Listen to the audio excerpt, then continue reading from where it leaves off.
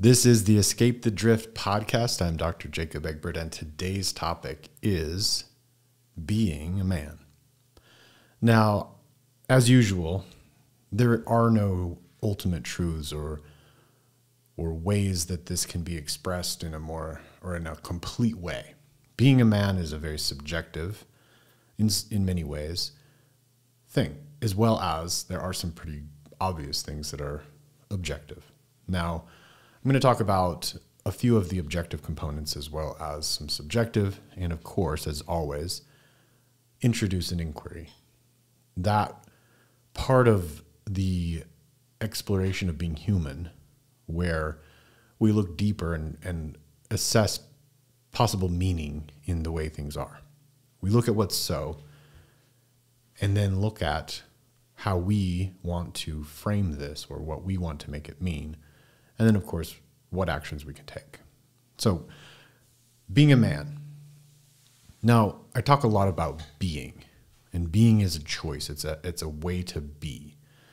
And of course, in this conversation, I want to talk about, like, there's the biological male being a man, and then there is the being a man. How to be a man. And I don't have an answer for this necessarily. I have a lot of thoughts. I have some perspectives. I have some questions. And this is something that I've been exploring more and more as I get older. Now, maybe that exploration is a part of awareness that peaks around midlife, we'll say. And the questions that I have are these. First of all, what is a man? It's quite obvious. It's a male human. I'm just going to leave it at that. There's no argument in my perspective. If there's some make-believe identity that you want to play with, do so in your own mind. I will not entertain that for you. Okay. Line drawn in the sand. That's my perspective. So moving past that, very brief blip of current events and distraction. What does it mean to be a man from my perspective? And what are some of the beautiful things that I've been enjoying recently and look forward to exploring further? So let me dive into some of the core components of being a man. Now, I always frame things from a biological and evolutionary perspective. That's my education. That's my way of looking at the world, and especially myself. I love the idea of breaking things down into the bits and pieces that are obvious, and that's the science of biology. It's the observation of living organisms, human beings being one of them, and the most fascinating from an egoic or personal perspective. Now, as a male human, I am designated as a man. Now, within the construct of behavior and sociology and psychology, there are a number of ways that can be expressed. You know, there's the physical manifestations of the physical form of man, and that can be expressed through epigenetics or adaptations, such as putting on more muscle mass and leaning out and fulfilling a current modern, I guess you could say, image that we would create as being a man. So there's the physical component, quite obvious. Now, from a biology perspective, there is a DNA component. There's the XY chromosomes that put forth the phenotype or the presentation of physical form of being man. Now, that can be studied. It's quite obvious. We learned this in grade school and up. Okay. The male form in comparison to the female form, there are some stark differences. And this has been interestingly in news and in debate, but it's quite obvious if you look at the vast majority of both sexes. Males are larger, they're stronger, they have more upper body muscle mass and lower body muscle mass as well, but more upper body mass in proportion. And they're more capable of enduring the elements in the world and pain and et cetera, et cetera. People will say, oh, women have a higher pain tolerance. They bear children. I can't speak to that. We have no idea. We can't compare. Neither sex has done both. Neither sex has been male and born children. So it's an unanswerable question. But the point is what we see in the world predominantly is that males, men, will put themselves in danger more frequently. They will endure harsh environments. They will endure harsh activities significantly more, like 99-1. Now, there's a few studies that I've read that are fascinating, or interesting at least, in that testosterone is a hormone, of course, predominantly in men, at 10 times up to 20 times higher than that found in women, that when testosterone is present, there is a action on the brain where the male has almost pleasure in physical suffering. So now, that's not necessarily to say torture or inflicting direct pain, but more like the really hard workouts or these experiences where the physical body is put through some pretty severe trauma almost. Now, you look at motocross or any of these, what are they called? They're like extreme sports is what they used to call them, you know, jumping off cliffs and rolling down hills on mountain bikes and crashing and jumping off bridges into, you know, water, et cetera, predominantly male, because men have this drive or this thriving in environments of chaos, physical chaos that inflicts some amount of pain or discomfort. The fight sports are predominantly male. And this is because men with testosterone enjoy that physical confrontation and combat. Okay, that's just a biological what so. Now, that doesn't mean that there aren't females that do have some predilection for or enjoyment of that type of activity. But just look at the numbers. It's extraordinarily few. Okay. Now, back to the muscle mass and the body types. Like, there are some large, strong women. Very few in comparison. Okay. Anomalies, we're not talking about anomalies because there are some very weak and frail and feminized men. Okay. Well, that's not a representative example either. So let's not even go there. Obvious stuff here. Okay. I just want to lay the groundwork for that basic biological difference. Obvious. Now, when it comes to some of the more nuanced things, and those are the things that I want to talk about in the being a man. I'm fascinated by this recently because, well, and I have been intermittently over decades of time, but just it seems to have come more to the forefront in my mind and my exploration. And maybe this is largely because really for the first time in my life, I'm 44 years old. I am in a very good position socially where I have a number of strong men in my circle. And I point this out because to me it's new. And this is not necessarily, this may be unique to me in some regard. Maybe most boys grew up in structures or in settings where they had a lot of men in their life. I didn't do that. I did have a dad who was awesome, and I worked with him a lot. So I had a lot of male exposure. I worked with my dad, my uncle, my grandpa, and my brothers occasionally. They were younger, but they weren't as committed to the work that we did. I did construction with them for most of my life up until 20s, young 20s. So I did have that male interaction. But it wasn't in a social, like, friends based where I was out hanging out with the boys, because I moved a lot growing up. I think I counted like 40 different homes between birth and leaving my parental home. That's a lot, to say the least, in comparison to most people. There are those that have done that. But 40 times means I went to 9 different school districts and multiple different schools, obviously, as you transition between elementary and middle schools and junior highs, et cetera. So 9 school districts, which means I moved far enough away from friends multiple times that I didn't really get seeded into a group of guys. I never lived anywhere more than a couple of years. And then once I left the home, started my college and medical school and residency and then my jobs since then, I've moved many times along that path as well.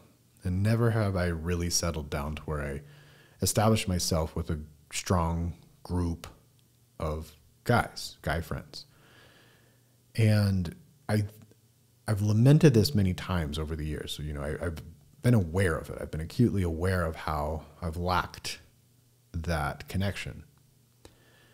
And of course, over that time, I didn't see my dad as much. So that was one of my connections where we spent a lot of time together working and doing the side-by-side, shoulder-to-shoulder male thing. And that was instrumental in my development. So I did have this strong male example, and I didn't have a social male example. So fine, here I am. And in this current setting, and it's largely from my jiu-jitsu practice, I go to a gym that has just a whole group of guys that I'm now close with, both from a combative physical like touch perspective, but also emotional. We share our lives. We talk about our struggles. We will cry together at times. We will, of course, laugh and joke and share and celebrate each other. And the jiu-jitsu mat has been a place where we will test each other physically. And then afterward, in that elation of endorphins, have moments of very deep conversation and sharing of feelings and struggles, like I said, and issues with our relationships or financial endeavors and ideas and dreams. It's one of the most beautiful experiences I've had in my life, honestly. And it's rich. It's just so rich. And the reason I bring this up in this context of being a man is I believe this is something that every man needs. And I mean it from a deep heart soul level. Like every man needs this experience that I'm discussing, this connection with other men, where you're able to share and also play and combat and do all the things that I believe, and this is what I want to get into in a moment, men have been doing since men existed. And I believe that that's been fractured in our modernity. So this is what I want to get into. Being a man, with his obvious physical attributes, there are some other components of being a man that are quite almost universal or nearly universal. And that is men are providers. We want to go out into the world and hunt and bring home the results of our effort. And that secures and solidifies our position in group. Now, for millennia, humans existed in tribal settings. This would be small groups that numbered between probably 50 and 150 for the most part in most of these little groups throughout history of humanity. Now, of course, as we became agricultural based, we started to accumulate more and more population. It became cities and towns and villages, etc. And then, of course, that progressed to the more industrialized and now our technological age where all humans on the planet are essentially connected via technology. Now, you would think bringing all these humans together and connecting us all through these means that we would be closer, that we would have more connection, and et cetera, et cetera. But of course, this is the obvious thing that we all know is it hasn't done that. It's done quite the opposite. Now, the tribal experience, of course, I don't know what that is. I've never done it. I've read about it a lot. I've studied it from evolutionary perspective as well as historical, anthropological. And there are a few examples, remnant hunter-gatherer communities that are scattered about the world that we can study, kind of from a distance, but also internally. But who knows how accurate that is to prior tribes. Doesn't matter. Point being that we have an idea of how things were. We have evidence of from remnants, of course. And so we have this picture of what life was like. Now I want to paint this picture, and then I want to bring it back to what's missing in our current society and what we can do to simulate some of those things that are necessary.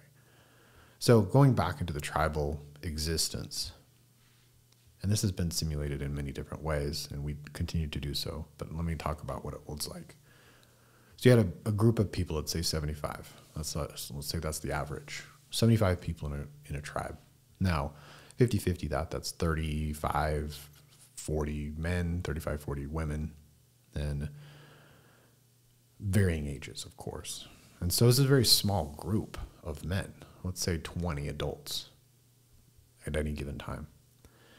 Now, 20 adult men, that's not very many. That's such a small amount that you know all of them very well because you've grown up with them, you've worked beside them, you've fought beside them, you've fought with them. Perhaps you've competed with them for resources within the tribe. And you've lived for them. And I speak of this relatively often in that humans are a group organism. We are not to be alone. Historically, biologically, etc. The lone human dies. Just the way it's always been. So we have this deep-seated genetic DNA level propensity toward or drive to be in group, belonging to the group, because it's a matter of life and death. And so there are all these behaviors and things that are brought to the surface of how is it that I behave in such a way that I am accepted, that I belong to the tribe. My survival depends on it. Not only does my survival, but my life force that flows through me that is pushing me to propagate my species, to produce offspring. And not only to produce offspring, but to raise those offspring to where they can produce as well. That is the pure drive of life, is to reproduce and protect and raise those offspring to where they have the ability to successfully reproduce, and on goes the life trajectory. Okay. So in this deep-seated DNA component of our being, that puts us in position to want, not just want like, yeah, that'd be nice, but like full desire, life or death level wanting to belong. Now, in a tribe of men and women, but focusing on the men need to belong with each other. Now, the man who gets along well with all the ladies, that may not go over well with the other men. So it's a little bit of a, it's skeezy. It's not right. I think, what do they call it these days? Simping? I got to look that up sometime, but I believe that there's this like feminist man simping behavior where they want to be liked by all the ladies. That's different than being desired by all the women, but being liked by them. It's different. And that's just not the way things work from that perspective, from that group, from that belonging. Okay. Well, how do you be part of that group and belong? Well, you work well together as a team. You fulfill your role, whatever that may be. If you're the really good hunter, you better hunt and you better produce results. If you're the one that can fashion the spears and the arrowheads and the other tools, well, you better bring it because they're going to rely on your tools. And so goes the thing. If you're a strong leader and communicator, you're going to be put in the forefront. And if you're the wise old man who has all the knowledge from years past, you're very valuable. There wasn't Google back then. So generations were very important. As we got older, we accumulated knowledge and information and understanding. When things go bad, you remember 15 seasons ago, there was a valley over what hill that the animals were when the famine hit. You become extremely valuable because you know how to get there. So you can see this circle of that all contributors are vitally important to your own personal survival and therefore the survival of your children and the survival of the group, and it goes on and on. There's a circle. So operating in this setting of tribal maleness, men, there's going to be camaraderie, there's going to be competition, there's going to be encouragement. Because here's the deal, like, you want all those men within your group to win. You want them to be good, and you're going to try them. You're going to test them. You're going to push them because you know that they need that in order to thrive, in order to succeed, in order to perform. And they're going to do the same to you. And you understand that, and you know when they're pushing you, it's your turn, it's your time to rise and perform. And so there's the dynamic of men. Now, women, of course, have their own dynamic, and being a woman is its own thing, and I don't want to talk about it because I'm not a woman and it's not my place. So go listen to a podcast from a woman who wants to talk about that. They're beautiful beings and vitally necessary. Not my topic. So we had this environment where we relied on each other, not only family to family, but within the family. You had a father and a grandfather and a son, and all of them were equally important. Maybe they didn't all serve the same role, perhaps. Obviously the grandfather was the one who had wisdom. The father had courage, and you did work, and your son learned. And you worked together, and you worked with your brother and his son, and then you had your uncles, and you were all closely intertwined and related, and you relied on each other. Now, here's something that I bring up regularly in my own lamenting of my own life at times. As I bring it back to our modern society, we're alone. As many of us as there are, as connected as we are, we're alone. In the tribal setting, if we go out on a hunt and one of us shoots or stabs or whatever you did, the buffalo, the whole village ate. If you missed that day and your brother hit one, you all ate. If he missed and you hit one, we all ate. If we both hit one, we ate really well, and we may be able to share with a neighboring tribe. Who knows? But the point being is, as an adult male, a man, since my responsibilities began in my 21 when I first got married and started having kids, I have been the sole hunter for the last 23 years. Not once have I ever had the opportunity to miss. And I say that as an opportunity because the stress levels that go up when you're the sole provider for all of your offspring is daunting. And of course, we have a lot of support in our greater community. As I've talked about previously, if my car breaks, I don't have to go learn how to fix it and rely solely on myself for that. There are other men in the community that are mechanics, and I can petition their assistance and pay them for their services. And every other field of expertise and specialization exists. So I'm supported in that regard, but it is at exchange.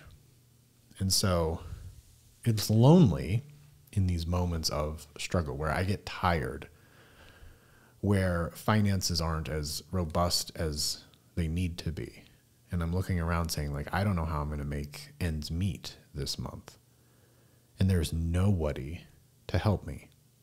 There's no uncle, grandfather, father who's going to come in and be like, I got the hunt this time. I know you're having a hard time. You'll get me next time. And it's just that family experience. I don't have that. It's fine. I mean, I do complain about it at times. I do lament that at times because it doesn't feel natural to be so isolated and yet go about your day glad handing and smiling and it's fine kind of situation. So that's an interesting comparison that I wanted to bring up briefly. Okay, so there's this odd missing, or for me at least, a difference in how I think it was, how we developed, how we are made to be from that evolutionary perspective and the way it is. Like, being alone and isolated is very stressful. And I think quality of life is diminished because of that. There's something about suffering in, as a group. Let's say you're going to famine and you're all starving. We have someone to lean on, someone to rely on, somebody to be with through the struggle. And there's some valuable power there. Now, you may have that with your partner, of course, but it's different. You have different roles. You have different energies. And so it's challenging. Okay, that's a small lamenting, fine. But I wanted to highlight how different it is in that regard. Now, that's just from a resources-based financial situation. Okay. Now, when we talk about some of the just general behaviors, one of the things that lights men up is a common goal. Like, that group hunt is so DNA programmed deep within them, within us, that when we are going out on an objective, that's just beautiful. That's like life becomes fulfilled in a way. Well, what do we do to simulate that? We have sports teams. We all put on the same jersey and go to the game or watch the TV, and we all high-five each other. It's a simulation.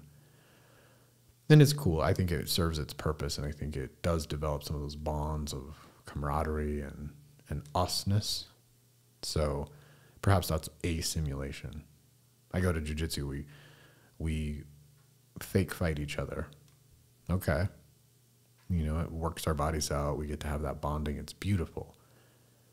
And I'm glad we're not actually having to prepare to go out and fight real battles hand to hand. But we do get that experience. So that's sort of another simulation of that. Now there's competition. Of course, that continues. I think it's a little more distant in that as we compete for mates and attention, etc., we're not competing directly with those in our immediate group. So I'm not really sure how that dynamic would have played out. I imagine there were some pretty emotional battles over the ladies, and perhaps other things. You know, I want my campsite here, you wanted yours there. Like, who knows? I'm sure there were arguments left and right. But the point is now that we're competing from a different level. And obviously, our field of competition is significantly larger and broad. So as we go back even just, let's say, 30 years ago, you were competing for the ladies, the mates, the partnership, likely in your town. And you might occasionally go to the neighboring town and run into a little bit more competition, but it was largely just those people around you. So if you excelled within your smaller group, you were more successful in the mating game. Whereas now, these women have access to the internet and online dating, and they can find a more desirable partner in Dubai or anywhere else they can access this internet. So those that are at the top have access to all that they want. And you can kind of see the difference there. Okay, fine. It's a little different, simulated similarly. But the competition is more steep. Now, this goes further and further. That's a whole different conversation. So coming back to, how do you be a man? Like, how do you put yourself in situations where you can fully express your manness, your manhood? Well, I think you have to do things that are in simulation of the way men always were, because that's how we adapted, how our DNA was programmed, how our bodies were made. And those are some pretty simple things. You need to be in a group of men where you have a common goal, whether that's in a business, whether that's in a sports team or some other collective pursuit. Like I do jujitsu, so we have a collective pursuit. We're all trying to be better at, even though it's a kind of a one-on-one game, we have a team. We have a gym where we all wear the same jersey. We all wear the same colors. We all go to competition together and we cheer for each other. That's a beautiful thing. And though we don't all compete, some of us do. I do. I love it. And so when my people come to cheer me on and be my support, it's like going to battle for them. I represent them. It's our team. It's our tribe. It's our family. Every time I step on the mat alone, I'm wearing our gym crest or label or whatever you want to call it. And they're all there. So we have that simulated battle, that simulated team, that simulated tribe. And then we do combat. We actually are doing simulated killing of each other. You know, we're choking each other, we're breaking limbs, we're doing those things within a obviously controlled setting. But we get to have that. There's a few things there. One, you get the physical expression. You get the aggression of combat release, which is deep within all men. I guarantee it. We all want to do this. So that's a beautiful way to express it. You know, other combat sports, let's say, I mean, football even, that was, you know, that's a way to beat each other up in a way. Like you get to run full speed and grab and throw them to the ground. That's a battle. Okay. So we get this simulated battle, but there's also a hierarchy. Now, hierarchies are extremely important. Men love hierarchies. We love to know who can what. Who's the best at this? Who's the next best at that? Who's the next best at that? And you know your place almost immediately. And that's important because when you know your place, you know your targets, you know where you're going to move up to. And there's a certain amount of respect. If you're in a tribe in the previous times, you knew who was the best hunter. Absolutely, he's the one that brought home the most kills. You knew who was the best at XYZ and who wasn't. And if you weren't, you had an opportunity. Everybody's looking at you. You have an opportunity to bring it, work harder, get closer to that. Whereas when you're isolated, when you're not putting yourself in those situations, you don't see where you are. And therefore, you have the opportunity to let things slide. Okay. That doesn't serve you. So putting yourself in a position where you can explore the hierarchy. Similar in business, like you know who is the winner, the best at, the biggest guy in business world. They're the more successful ones. They have the results. And it just goes on down the list. Some other areas that may not be as obvious, maybe not a hierarchical situation because it is a little more individual, but there are those that are better with relationships. You know, you see the guys that are struggling with their partner and you hear about it. When you're in that group of men, perhaps you can give some encouragement and some counsel. They're not on their own, struggling to figure it out on their own. Maybe you have a story where like, yeah, I've been there and this is what I did. And they're like, oh, I hadn't even thought of that. Perhaps I'll try that. And then they go home and they try it and it works with their wife. And they're like, okay, we have a little more peace now. And those are the benefits of that group. And so there are some simulations. There's like church groups, I guess. You could use church as a way to bring group together, but I don't believe it has the same power as a voluntary chosen group. And, you know, of course, tribes weren't necessarily chosen, but they were largely family. So anyway, point of all of this, to get back to the being a man, I think there are some patterns to follow. And I think first of all, and maybe this was a podcast that was simply about looking at what is so about men. They want to provide, they want to fight, they want to be in group, they want to excel, they want to figure out the hierarchy. They want to have somebody to validate them, to encourage them. They want something to chase, something to hunt, and something to conquer. And mostly the thing they want to conquer is themselves in the audience of other men. Now, how to be, perhaps that's a conversation for another time, or multiple conversations, which I believe is warranted, and I will continue this. The being a man. Let's say today's episode was the what so. A brief history, a brief lay of the land in the context for which I'm going to build upon. So the invitation today, the challenge, look at your man group for those of you that are men. Who do you have in your circle that you trust, that you can lean on, that you can confide in, that you can compete with, that you can compare yourself to in a way that will encourage you to be better? And if you don't have that group, find the group. Put yourself in positions where you become part of the group. You need it. Next, once you've looked at your life and you've assessed it, if it's beautiful and perfect, good for you. If not, you need to do some work. So find the group. If you have the group, look at your men within your group and see who needs help. Because there's somebody, and you all take turns. You don't all hit the buffalo on the same day. There will be days where one of you has struggle. And if you can bring the others together to help, awesome.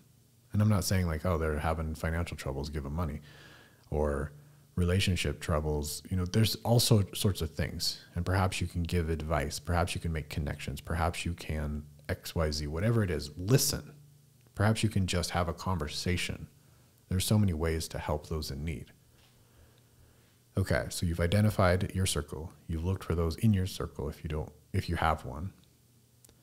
And if you don't have anything, it's time to get to work. First of all, look at yourself. Are you the type of man that you want to be around? Just like dating, you can idealize the woman that you want, the woman of your dreams. You have to become the man that can handle that woman. So similarly, in a group of men, if you want to be in that group of men, you need to build yourself up to be that group of men. That doesn't mean wait. That means put yourself in a position where you may be the bottom of that totem pole. Okay, get in there, be the bottom of the totem pole. Be the one at the bottom that has to strive and fight and build and move yourself up. Look for where you can add value and do that. What else? I think this is inspiring me to continue this conversation. And as such, I'm looking at my time here. I'm going to end this podcast, the Escape the Drift podcast. I'm Dr. Jacob Egbert. And this was Being a Man.